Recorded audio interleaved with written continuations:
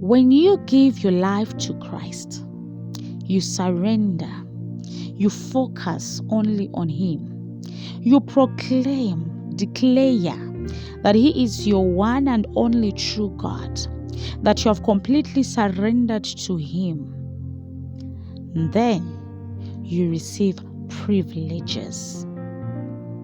This means that anything that concerns your life is now in the hands of God.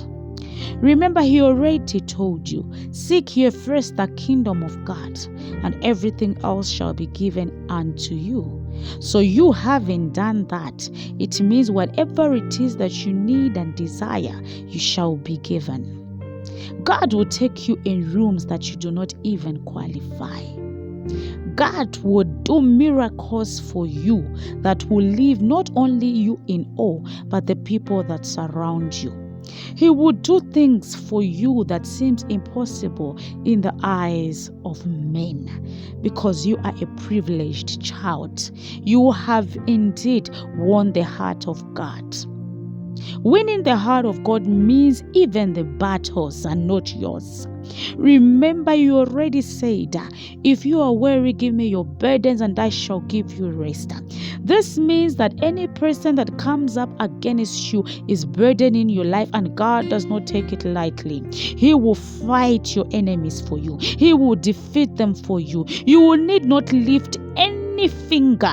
You will not do anything, for God has said, surrender everything into my hands. Let me do everything for you. Remember, you have already put your faith and your trust in God. God does amazing things for us. God will do things that are beyond us.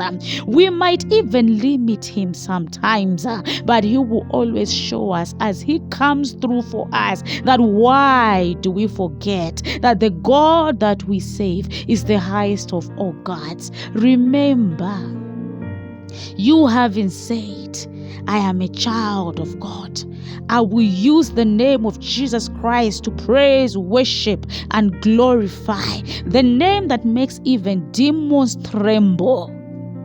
Remember, you declared that, and you are a privileged child. Don't ever forget that. You are a privileged child. May God richly bless you in everything that you do. Amen.